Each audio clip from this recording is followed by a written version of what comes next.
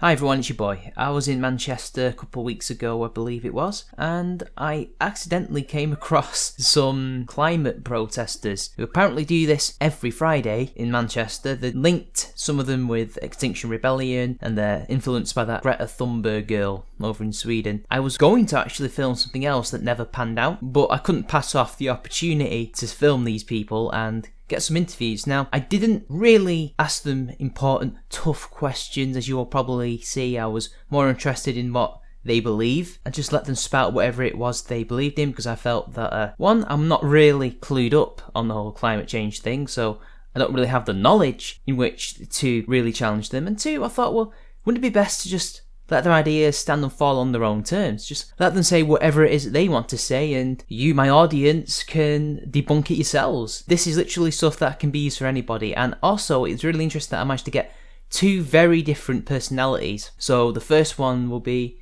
this much younger person who's very naive. She was a bit of a zoomer. And then the one after this will be a much older person who obviously is a bit more resolute and assured as to what she wants to achieve. I did think while I was interviewing these people that some of the things they wanted were simply not going to happen. It was simply too far-fetched. These people really are a bit over the top, shall we say. You'll see soon. But other than that, they were very nice, and, I should do more of this, just go up to people during these events and just to discuss their ideas, or just let them say, this is what I believe, and then let them stand or fall by those words. So in a sense, I'm letting them sink or swim. So apologies if it comes across a softball. It's not my intention. My intention is purely just to see what they have to say, and hopefully other people can use this footage in any way they see fit, providing you give me credit, that's all. Apologies if some of the camera work wasn't the best. I was using the mic as well, so I couldn't really coordinate very well, but I will be better in the future. So anyway, on with the interviews. And I'm here on a unintentional recording day, as I didn't know that the Strike for the Environment protest was on today. And with me is? Mia. Nice to meet you, Mia. Nice to meet you. So, you got a job? Are you a student? What do you do? I'm in college right now. Yeah, that's it. Are you college in Manchester or elsewhere? Yeah, college in Manchester. You don't have to say where though, because it will be on the internet. We don't want you to get doxxed or anything. So, why are you here? So, what is it about the environment that makes it so important to you? Well, I've come to every climate strike in Manchester so far, and we decided to make these masks to make it more eerie and anonymous, because we want to make a statement and impact, because we really don't feel like the government's doing enough. I mean, the UK have declared climate emergency, but they've not actually enforced anything yet, and I think, it's a bit stupid. If you're going to call it an emergency, then do something about it. So what policy changes are you hoping to achieve with this? Well, in 2020, apparently they're banning plastic straws, but we all know plastic straws isn't the only issue here. For example, in Singapore, what they do with their waste is so different to every other country, and if we want to set an example, we really need to figure out what we're going to do with our waste. Like, all this waste here is going to be put in a landfill, and it's going to rot there for years and years, and that's it. It's going to it's going to stay there. It's going to end up in our oceans. It's going to end up in our drinking water. It's going to be the reason, we don't get snow anymore. It's going to be the reason it's sunny in December. So, yeah. So, what inspired you to go on this march? What inspired you to take up environmentalism at such a young age, if you don't mind me saying? I know I'm probably not that much older than you anyway. So I was a kid when I got a book about penguins, and it was about a penguin couple that couldn't be together anymore because their home had melted, and it just made me bawl crying.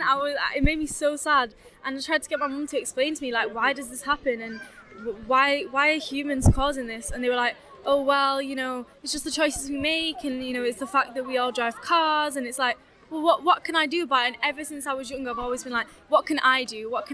Because I'm surrounded by people that say, you can't do anything, you're just one person. And I don't agree with that at all. We're all just one person. If everyone here decided, I can't do anything, this strike wouldn't be a thing. So I've just been inspired to, actually get out and make a difference and make a statement. So I heard that this movement was inspired by the Swedish girl, Greta Thunberg. Yeah, what do you think about her? Oh, she's amazing. I would love to do what she does every Friday. She doesn't go to school and sits outside Parliament. But the last strike, we decided to sit in the roads and protest, and then a group of about 100 young people, I'd say aged from 12 to 18, all got detained and banned from the city centre for 6 hours, and they asked us to move off the road, so we did, and then when we did, they detained us. I assume you got kettled? Yeah, it wasn't. Oh, it reminds me of the student protests long ago for tuition fees. Yeah, it was completely out of order. So I mean, they're really listening to her in Sweden. She's caused like such a great impact on the world. It's amazing. So, are you part of any kind of organisation, or are you just here with your friends because you believe so strongly about it? Are you affiliated with anybody? Sort of. We're kind of in connection with this Extinction Rebellion, but not like directly. Like we have ties with them. Pretty soon, not on this day of a strike, we're going to be doing a demonstration. It's going to be like a performance with costumes, and it's sort of like what they did in Paris, because they made a demonstration there, just to kind of get attention and, you know, try and get people to realise this is what's going on. And I think Extinction Rebellion is going to help us with that too. So how did you make that lovely mask? How did you make it? Do you want to show us as well what it's like? Hey, there we go. I can't take credit for this. It was actually my friend Anna who made them all. But it's just a cardboard box, spray painted with the, you know, earth on it. Not geographically correct though. Mine's got about 3 Africas on it. But yeah. But you know what? You could just say this is what the continent system could look like in millions of years' time. 3 Africas. I mean, I'd prefer wearing this. This is the only time I've taken it off the whole time in the strike, because the way the police kind of are treating this, it's, in my opinion, like just not right at all. Like, if you are so bothered about this, then why don't you do something as well, you know, rather than, you know, trying to arrest young kids.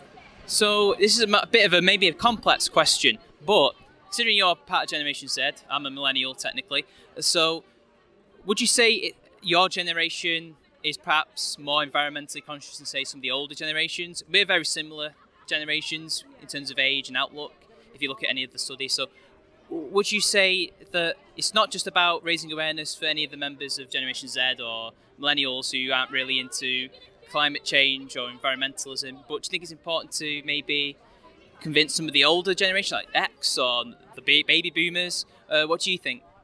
Well, I mean, I can't generalise on generation because there's so many different people here of different ages. A lot of old people here, a lot of young people here, a lot of babies here, you know, a lot of middle-aged people here, and I can't generalise, but I do believe that there's a lot of people that don't really care after a certain age, you know. It's like, okay, I'm going to take the car even though I could take the bus, or okay, I'm still going to eat meat because I don't really care. I think we're kind of the generation that's like, okay, this is directly going to affect us. Like, we are most likely all going to be alive in 12 years' time, and in 12 years' time, there could be, you know, some of us could have kids. Like in 12 years' time, I'm going to be 29?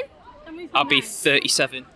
And by that time, I'm hoping to have like at least one child, and I don't want my child to grow up and say, "Mummy, what happened to the world? Like, why was it different when you were a kid?" And I'd be like, "Okay, I didn't do anything. That's why it's like this." So I think kind of we're more conscious because we know how directly it's going to affect us. So there you go. There's the younger person. As you can see, very naive, very nice. Perhaps not as well educated as the next person though, although I use education in a loose term, but you'll be able to see potentially what she could transform into, or just what the difference is between somebody who's been campaigning for these things for so long. And also you can notice that this older woman has quite a weird respect for Greta Thunberg. A lot of them do, and I thought it was a bit weird, and some of the policies that she wanted were far-fetched, to say the least.